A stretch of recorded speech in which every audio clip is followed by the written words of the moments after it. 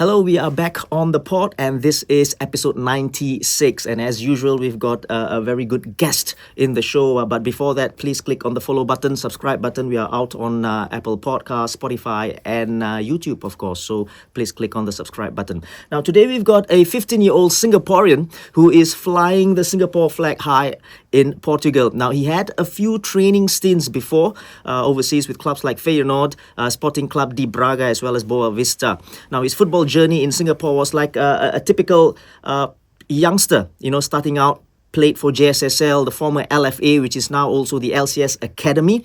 And in 2024, I think the family, together with this boy, this 15-year-old, made that brave and bold decision to leave Singapore and head to Portugal for this young talent to test himself out and grow as a footballer and, most importantly, as a person. I think it's fair to say that it has paid off, because he recently signed for Boa Vista. Welcome to the podcast, Krishav Ram. Thank you for having me. It's a pleasure, really. And let's talk about... you've been away for about a year or so, or slightly more than a year. And you're back for a short holiday, I think. Yeah. How's holiday been? Are you a superstar back here in Singapore? A few people have come up to greet me and stuff, but other than that, not really. So, in terms of holidays, it's somewhat like a relief to finally be back here after around a year. The food, all I've really missed. My friends, my family, everybody has welcomed me so nicely. In fact, a group of my friends actually came to pick me up from the airport. Nice. Yeah, so after not much of going out in Portugal or having that much fun, more like training and stuff, it's finally feels really nice to have some quality time to myself. What did you miss most about Singapore? So it's probably the food. Yeah? Other than my family and friends. What do you like most in terms of food here in Singapore? What's your favorite food in Singapore? Food. Either chicken rice or nasi lemak. You don't get that there. Do they have like stalls that do sell chicken rice and stuff like that? No? There is a Chinese shop near my school that they have a chicken rice, but it doesn't taste like the same as here. Not the same quality, yeah? No. So you've come back for about when are you going back in August? Mid-August. Yeah. And how has it been in terms of have you been watching football here in Singapore? And of course the Lion City Cup is going on. So how has it been for you? So it has been quite good in terms of football. I've been watching. I've been doing a lot of extra training as well, like gym work and individual trainings. I even went to try out with the national team for the Lion City Cup. Okay. But I couldn't go because I had my uncle's wedding. Right. Yeah, so I didn't. Yeah. Okay. But it's been good so far. Yeah. Great. Now, Krishav, let's talk. Let's go back a little bit, because I think we want to talk about your efforts and your hustle back in Portugal, or. But let's go back a little bit. I think we know that your dad is a huge football fan and a huge Liverpool fan, right? Mm-hmm. How did he start, or was he the biggest influence in terms of football for you? So yes, of course, he was the biggest. Not just in terms of my team, but he was the one who taught me how to play and the way I was supposed to play, how do I think, how do I play quick. He's been helping me analyze my games and professional games before I can even remember. It's been really long. Right. And every opportunity he gets to make me a better player, he will take it. No matter what sacrifices have to be made. So even the past year, he went from not even knowing how to make tea to cooking chicken curry for me. So all these sacrifices have been made for me, from him, and I really appreciate it. Well, I think you are letting a few secrets out of the bag with your dad. So he wasn't much of a cook, and now he's a cook already. Nice. So he started, and are you, by the way, a Liverpool fan as well? Yep. You've got no choice, yeah? Yeah. Anyone in the family is not a Liverpool fan? Actually, my grandfather's sister is a big Man United fan. So. Right. Okay, fair enough. I just feel that, Krisha, for you, and I know your dad for a little bit, and then your mom as well, but the family as well, when I see your IG post and, when you're coming back and even when you're going, it's a huge family support kind of thing. There's a support group. Am I right to say that? Yes, of course. It's not just my close family, like my parents, my siblings who all help me get through this, but it's also been my grandparents, my aunts, my uncles, and even some of my close family friends. Okay. Like whether it's from ferrying me to training and back, or coming to my games to support, and even right now helping me financially with the move to Portugal. Okay. They've always been by my side, and I'm really grateful for these group of people who've been like with me through it all. Yeah, brilliant. You know, I think if you go back in history and stuff like that, and you talk about players who've making it big overseas, you know, not only as Singaporeans and others as well. I think the family unit is very important. And I think you are very, very lucky in that sense to have that support.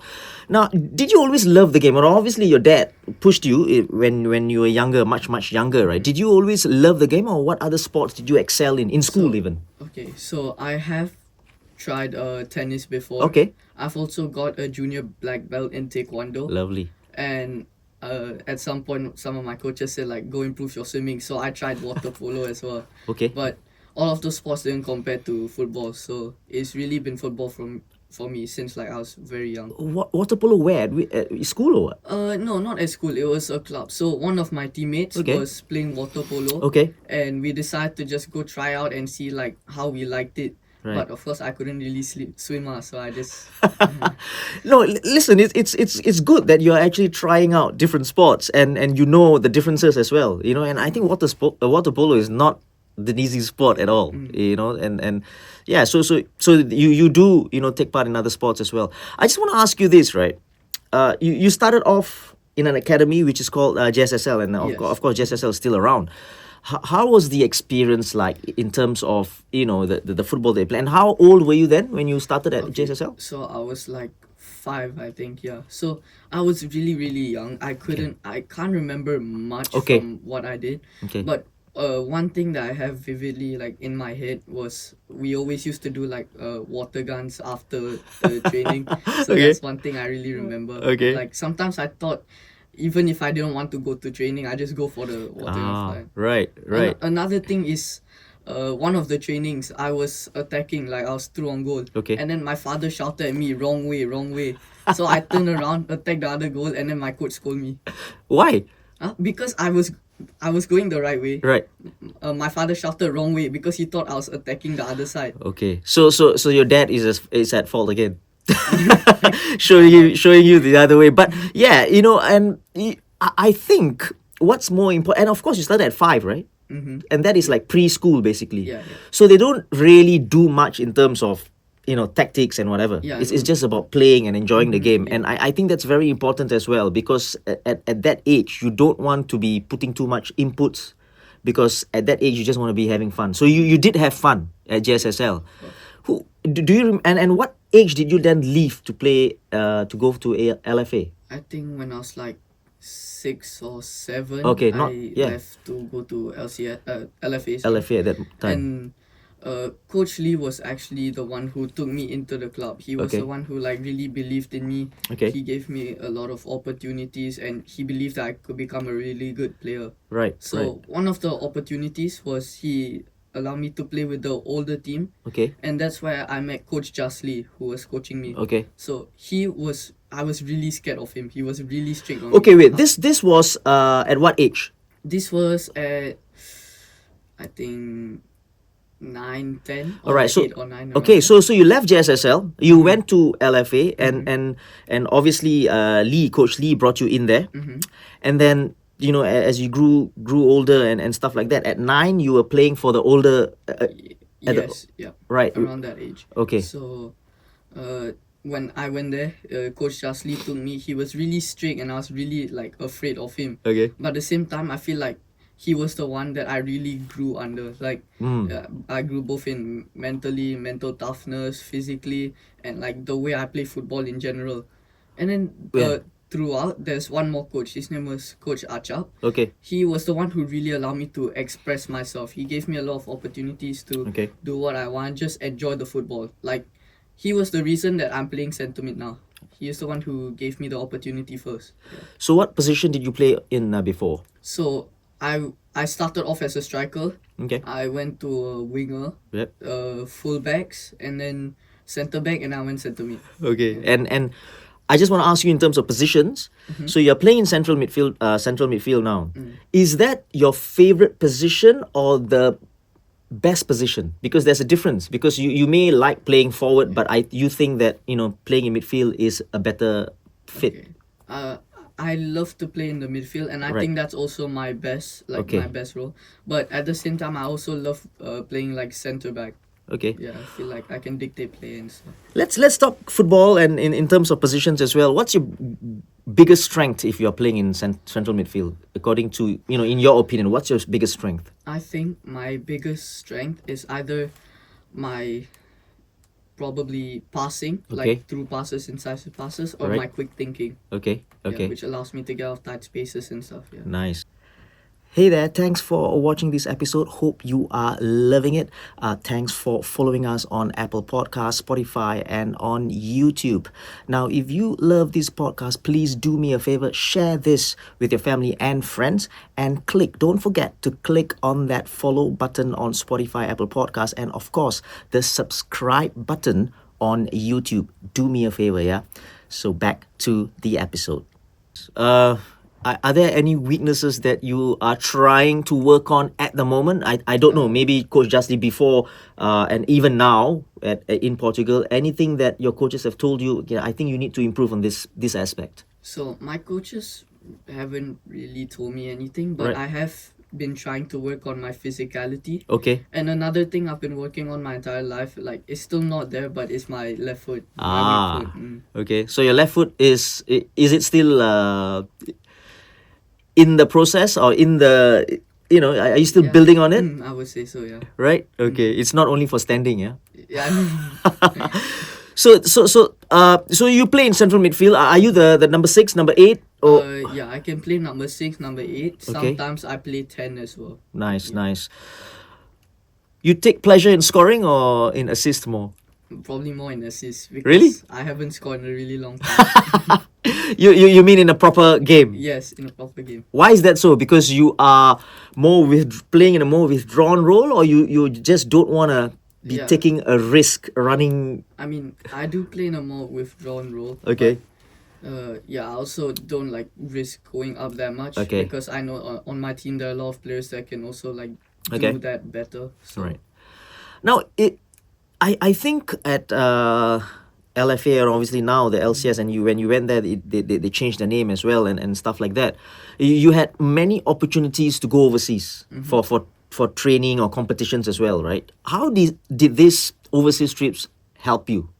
So these overseas trips, like whether it's by myself going or like with LCS, it's really given me like a benchmark. Like it's really helped me notice like what level they are and like Okay. whether I can make it or not. And I feel like over the past few trips, I've really been able to match up with like their quality. So that was something that really like gave me confidence that I could move overseas and train with them. Where did you go when you were at LCS in terms of the So- different countries? In LCS, I've gone to the Netherlands like Right. twice. But other than that, I've mainly gone around Asia. Okay. I did go to Portugal as well. Okay. 2 years ago. Right. To which club in? I also went to train with Boa Vista. Right. Yeah. Okay. And so you were saying that you went there and it also gave you the confidence to, okay, this is the level and you could match up to it. What at that time, not now, right? At that time, what did you see that you could tell that, okay, maybe I could try and go overseas and maybe match up to them? What was the qualities that you had? So I really felt like in terms of technical abilities, Okay. passing, like quick play, in Europe they really play like very quick and very fast, like very smart. Okay. So I felt like I already had that and I Okay. was able to like fit into play with them, hopefully in like those kind of teams and stuff. That's what really Right. like motivated me. So this probably fueled your ambition in a bit to really try out overseas, maybe in the future or something like that. Yeah. That's great. And we talk about that. There's so many academies here in Singapore. And what did you learn at even from JSSL to LFA and then of course the LCS? What did you learn most? What are the qualities that you learned and stuff like that that really stuck with you till now?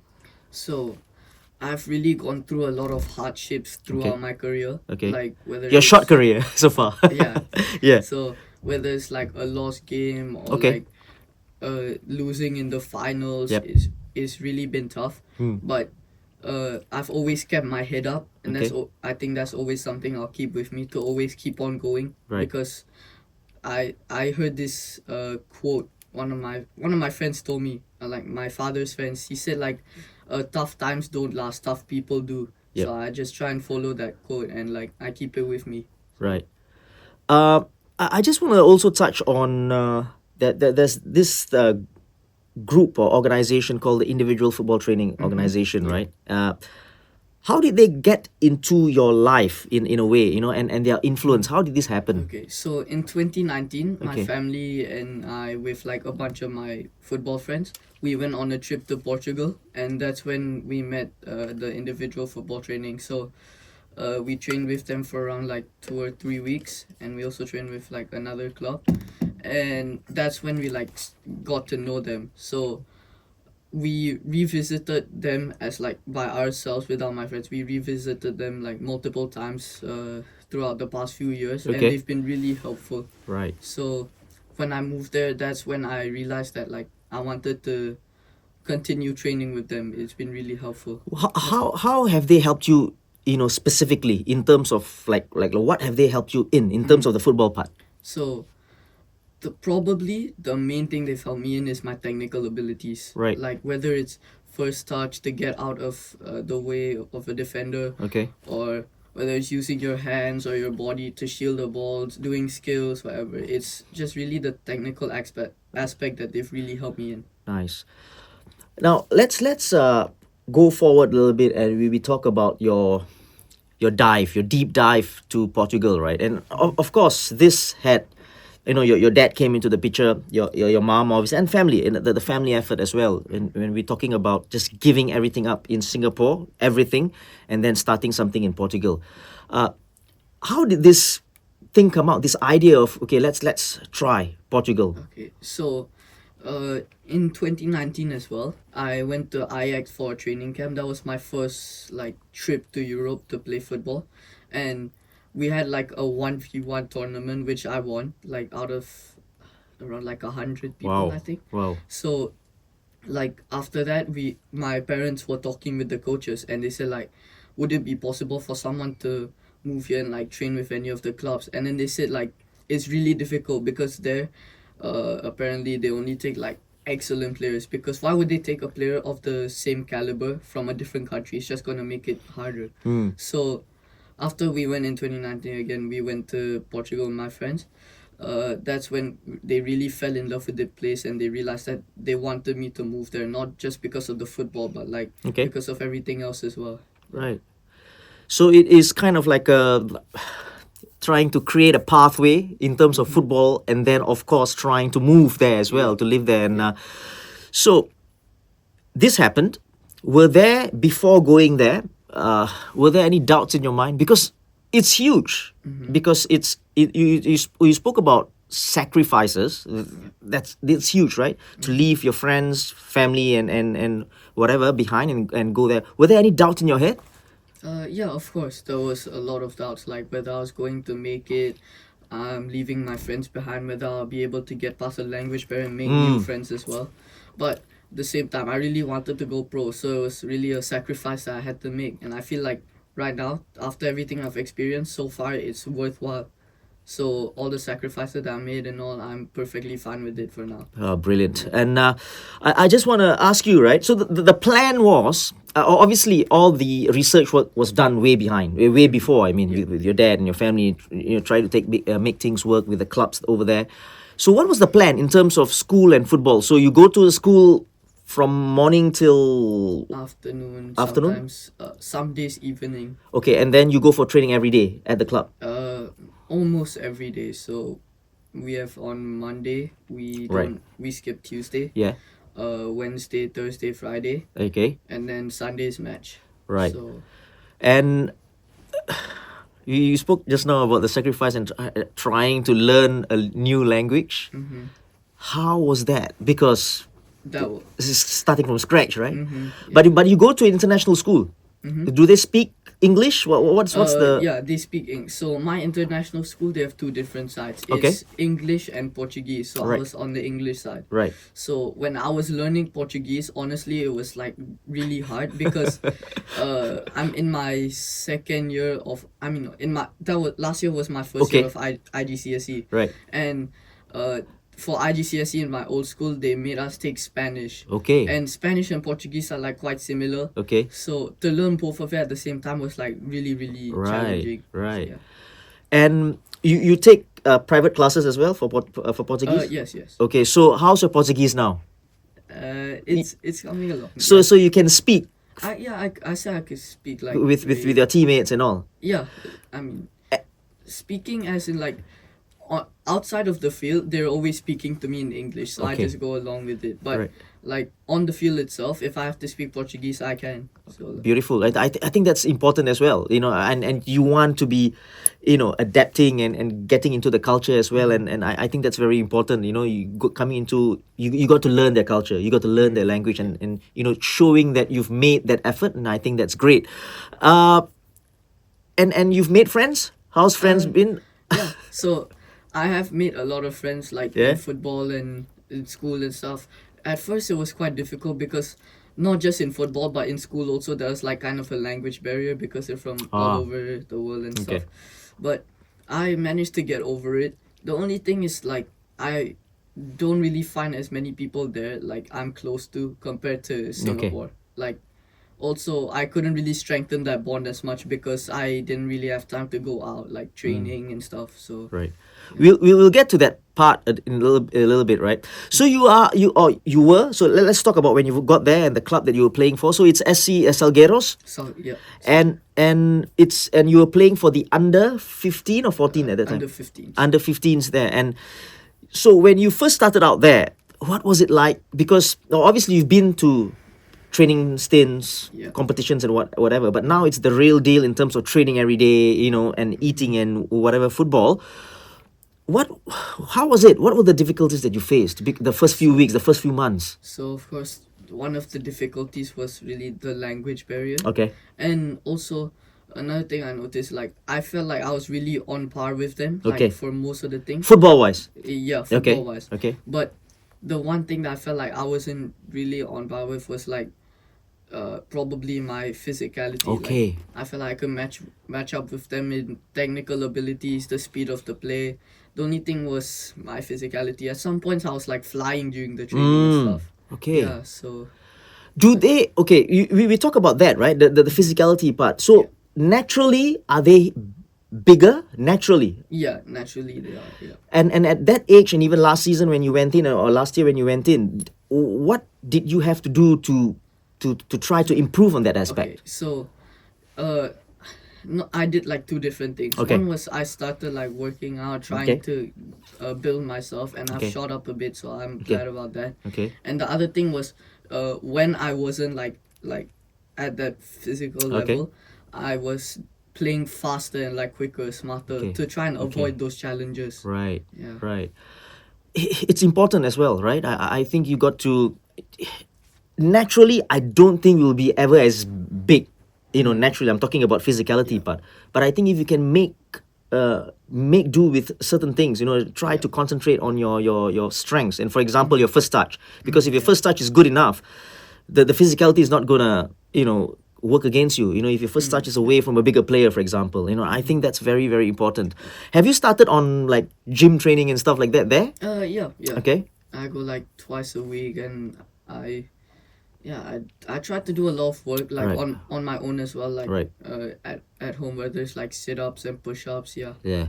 So I think I have to say, I don't think you have to worry much about that physicality part and the physical aspect, because I think it will come, with age, right? But I think the football aspect, the technical aspects, because you look at all the so-called best players in the world, right? They're not the biggest, right? And in your position as well, we've seen players who are small who have make it big, right? So those were the difficulties that you faced, right? The intensity wise, like the pace of the game, it's really, really fast. faster than here. Yeah, way fast. Yeah. Yeah, way faster. So what other aspects you see the differences, right, in terms of football levels at that age, 15, and probably when you came back and you trained with the Lion City, the Lion City Cup players as well, and you've seen them play, and some of them are your friends, right? Yeah. What's the difference? So there's a lot of differences. Okay, tell me. Technically, Right. tactically, physically, they're all like way ahead. But another thing that really puts them in front is like their understanding of the game, like their speed of play. Okay. So you really have to play very fast there. Like Okay. who don't have time for like just dribbling the entire team or anything. Over there, it's always like one touch, two touch football. Like the ball is always traveling. Why? So why do you think that is the difference then? That I think for us locally in Singapore, I think we can think fast, we can move fast. But what's the difference then? Like why are they then doing it and we are not doing it? Is there a reason? Do you think? I mean, it might be maybe the mentality. I'm not Okay. sure, but those boys there, they've like grown up with each other. They all play like street football and all. Okay. They really understand what they have to do to like bring themselves to the next level. Okay. So like playing faster or whatever, they understand that they have to do it. They don't want to, especially at the big clubs, they don't really want to like try and show out. They're Okay. always trying to like improve as a team. Right. I'm not really sure how to explain, but yeah. So they're not really individualistic. They are effective in their own positions and trying to help out the team because the team is more important. Yeah. If I got that right, is that Yes, okay? yes. And I tried to, I got something that what you said from just now, that they understand the game better there. In what sense? Tactically, what? Tactically, like technically, they Right. all understand. Like they know the movements that they have to make. Okay. Like when they have to do it, all the passes that they have to make. They always communicate a lot as well. It's like It's decision making as well, isn't yeah, it? of course. And how has the coaches there helped in that aspect? Like the overall football side of things. How have the coaches helped them? Do they do individual trainings, or do they speak? Not really. Honestly, the coaches there, they just let us play. Okay. So like an average training for me would be like 20 minutes of like normal rondos, Okay. like another 20 minutes of possession or 30 minutes of possession, and Okay. then the last around like hour Okay. we'll start just playing games, and they just let us play freely. Right. Are they different from our local coaches so far? Obviously you've been to the clubs here, and you've met, experienced a couple of coaches here as well. So what's the differences, do you think? So both coaches here and there, like I've been really Okay. privileged to train under some very good coaches, and both here and there are like really solid. Like they demand a lot. Yeah. Some are also very chill. Right. But the main difference I've noticed, like playing for Salgueiros, is that our coaches like are really emphasized on playing through the middle. Where in Portugal? Yeah, in Portugal. Right. So that's when like once I moved to Salgueiros, that's when I really started like to realize I was getting more on the ball. I was able to make a bigger impact because they really played through the middle. Okay. Yeah.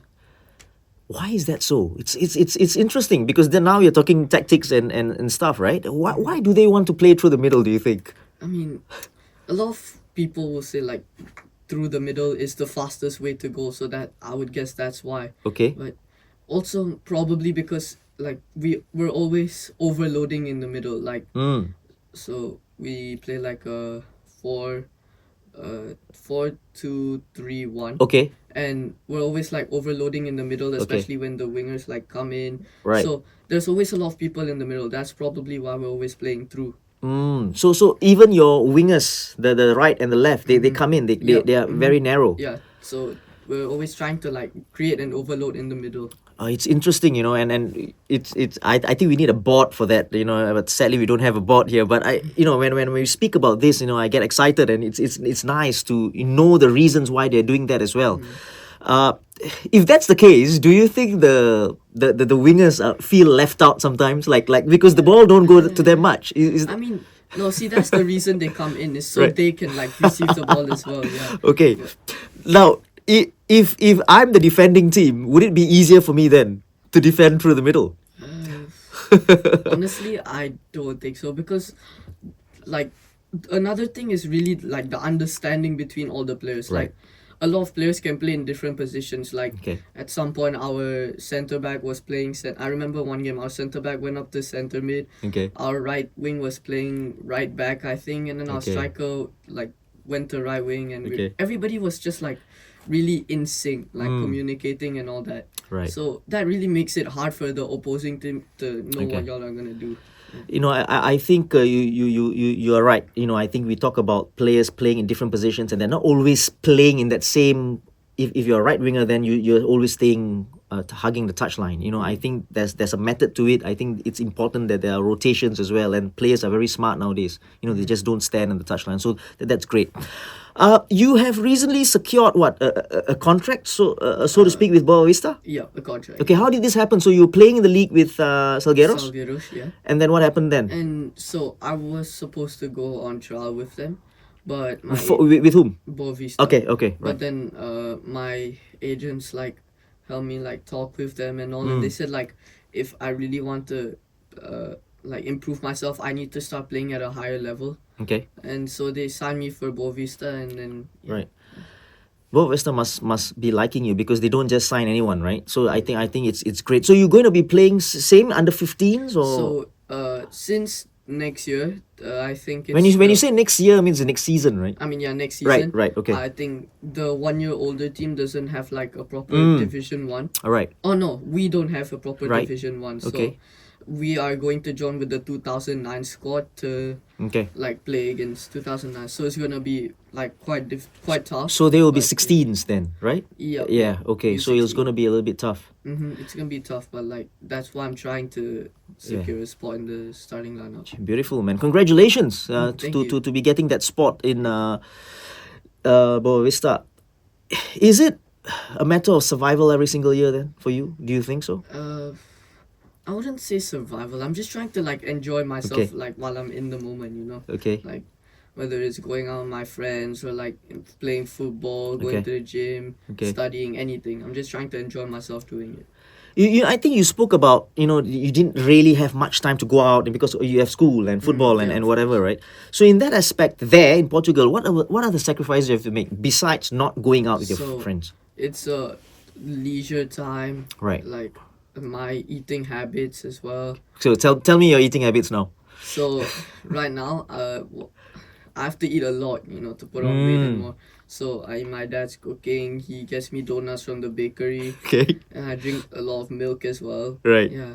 Right. So Friends wise, sacrifices as in you can't go out much because you got to Yeah. concentrate on your food, your whatever. yeah. So a lot of time with my friends has been like sacrificed, and also another thing like here the time difference between here and Portugal. So it's really like quite hard to get into Okay. touch with my friends from here, especially since my school ends quite late, and by the time I Okay. finish, they're already asleep. So What is the time difference? 7. 7 hours, yeah. Yeah. And how often do you keep in contact? Not with your family. Your family, I'm sure, is almost every day, right? But how about your friends? Do you keep in contact with any one of your Singaporean friends? Yeah, I keep in contact with like quite a few of them. Like Right. I'm always calling them, like trying to play games. Right. Yeah. So I want to ask you this, right? In your whole time there so far, at least, what have you learned about yourself? about myself, I've really learned that like I can do it. Like I had like a lot of doubts and a lot of like thoughts about like what if I don't make it? Is this really worth it? But one thing I've learned like throughout everything is that I've really been doing well, and if I want to, I can. So like, I'm gonna keep it up, and I feel like all of this is really worthwhile. So Beautiful. Was there any time that probably maybe in the first few months when you were struggling a bit, in language and whatever, was there any time that you think, no, I'm going back? I mean, there was at some point. So like, I just finished like a training match. Yeah. By the way, I scored a hat trick in that Wow. training. Okay. And Match ball to you. Yeah, but I scored a hat trick, and Yeah. then after the training, I thought I did okay, and then my father started like scolding me and stuff. So I was like really nervous and stuff. So You mean what? Right after the game? yeah, like it was a training match. So Okay. I scored a hat trick, but then he started scolding me because like I wasn't moving enough and all that. So Silva. Yeah. So that was the point where you thought, okay, maybe okay. I think it's probably something that parents do as well. I think sometimes we do get a little bit carried away. And that happens to the most of us. But I'm sure he only meant the best for you, right? of course. I just want to ask you, what are your immediate goals for Boa Vista, at least for this coming season? Any personal or individual goals for you? For this coming season, I know it's going to be quite hard. It's quite a jump, like from South Heroes to Boa Vista, like Right. older team. So I want to really try and get a spot in the starting lineup. Right, Yeah, right. That's going to be my immediate goal for now. Nice. Do you have any ambitions to get back? I don't know, because this year you had the opportunity for the Lion City Cup, right? And anything that you are looking forward to maybe in the near future in terms of playing or donning the national colours? Because I'm sure for every Singaporean, you want to play for the Singapore team, right? So the AFC Champions League is gonna be coming up soon for the 1 year older teams. Right. And they're probably gonna select some like of our age as well. Okay. So hopefully I get called up again like I did for the Lion City Cup. Okay. Yeah. So Nice. that's really my aim for now as well. Yeah, beautiful. I think that's very important as well. In the next few years, in terms of your what do you want to do? Do you want to stay in Portugal? Do you want to probably try to go into another country? Maybe I don't know. What's your thinking at the moment? Right now, I'm really enjoying myself in Portugal. I'm Right. gonna see where it takes me. Yeah. But for now, I'm just gonna focus on myself. Try to improve like every way that I can. Okay. Not really focus on like any other like moving somewhere else or clubs. I'm just trying to focus on myself. Yeah. Right. For now. Krishav, before we go, okay, I just want to ask you this, right? Would you, because I know it's firstly, I've got to say first, and to people watching and parents and what have you, firstly, obviously, you need to recognize the fact that you've got to be obviously talented enough to actually try to pursue that, to take that dive, to plunge, right? But this is the thing that I want to ask you. Do you recommend this for any youngster? Like right now, if I think, or my dad thinks that I'm talented, I could make it big, maybe. Would you recommend this to a talented youngster to take that plunge? Of course, I would recommend it. Like it would really be worth it in the end. But at the same time, it's not really all that simple. Like there's a lot of stuff behind the scenes that's going on, like stuff with lawyers trying to get like a visa and all that. Yeah. It's really a lot. But if you're really like dedicated enough to make it, then I say you should go for it. Yeah. Wonderful. That's a wonderful advice. No, I think you got to try. Yeah, of course. You got to try, Yeah. right? If you're talented enough, you think that you can do something, just try it. And if you don't make it, then at least you tried and you learn something as well, along the way. I know you've got friends, you've got fans, you've got family back home and stuff like that. Back home, when I say back home, it's Singapore, not Portugal. Any messages for them, before you leave again in August? I just really like to thank them for all the support, thanking them for like helping me make it through these like really tough times and always sticking by my side. I'll always be grateful for it.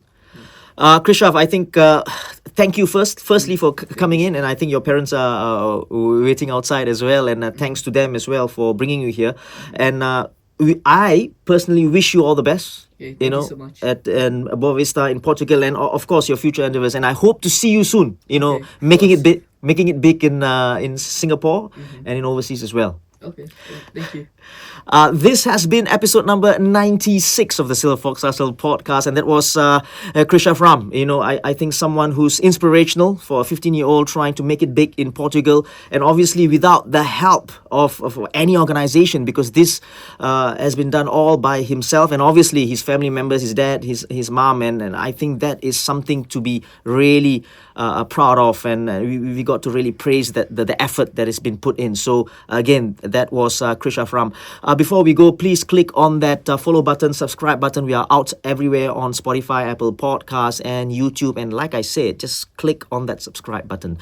Till we meet again, the hustle beats talent when talent doesn't hustle. Cheers.